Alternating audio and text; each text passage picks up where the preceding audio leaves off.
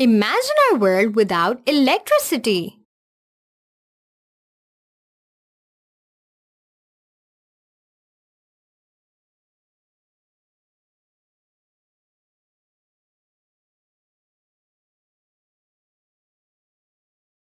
Oh no! The electricity went out in the middle of our cartoon show. Ah, Don't worry, it will be back in a moment. wow! It's back! We can't do anything without electricity these days. Yeah, but do you know where electricity comes from? I think it comes from that switch, right? You are so right. Electricity travels to this TV through this switch. But first, what is electricity? And more importantly, how does it work? Electricity is produced by the movement of electrons, and this movement of electrons produces electrical energy. Thus, electricity is a form of energy that powers electrical appliances such as televisions, torches, and refrigerators.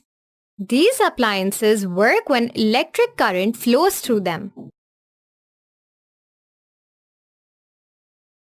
Hold on, what is an electric current? To understand an electric current, we first need to know what conductors are.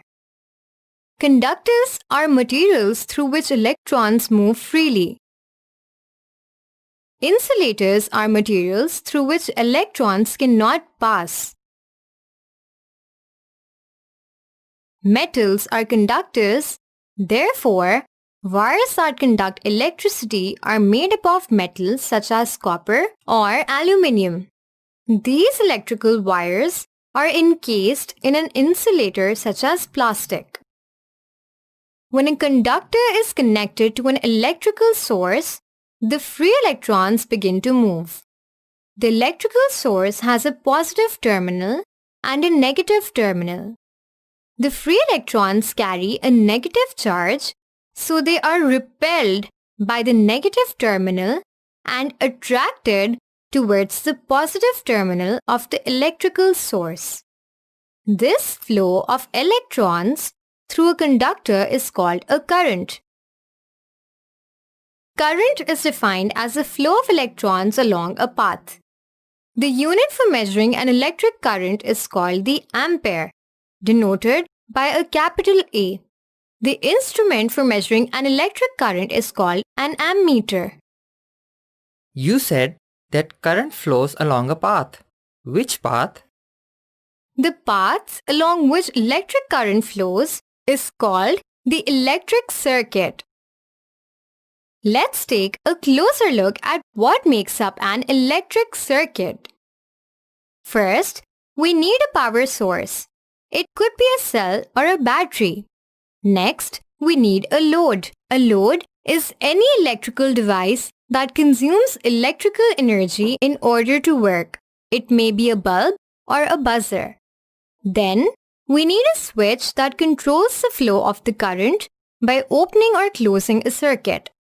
All the components of the electrical circuit need to be connected by a wire that conducts electricity. Let's draw a circuit diagram of this electrical circuit. A circuit diagram is how we graphically represent a circuit and its components by using standard circuit symbols. This is the circuit symbol for a cell. The longer vertical line represents the positive terminal, and the shorter vertical line represents the negative terminal. Next, this is a symbol for a lamp or a bulb. Moreover, this is how we draw a closed switch. Lastly, we connect these symbols with straight lines which represent the wire in the circuit. In a circuit, electrons move from the negative terminal to the positive terminal of the battery. These arrows show the flow of current in the circuit. Can you draw a circuit diagram of this electrical circuit using these symbols? Pause the video and give it a try.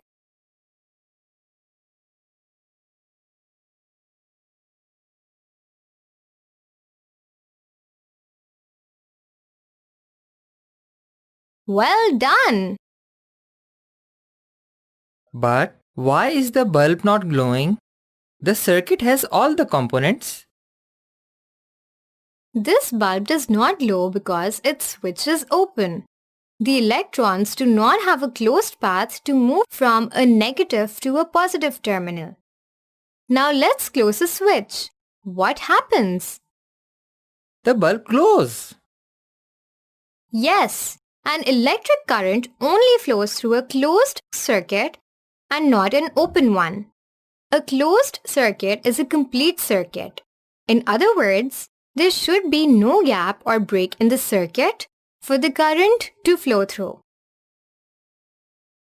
Today we've learned that electricity is produced by the movement of electrons, and this movement of electrons produces electrical energy. Conductors, such as metals, are materials through which electrons move freely. The flow of electrons through a conductor is called a current. The path along which an electric current flows is called an electric circuit. It comprises a power source, one or more loads, a switch, and some wires.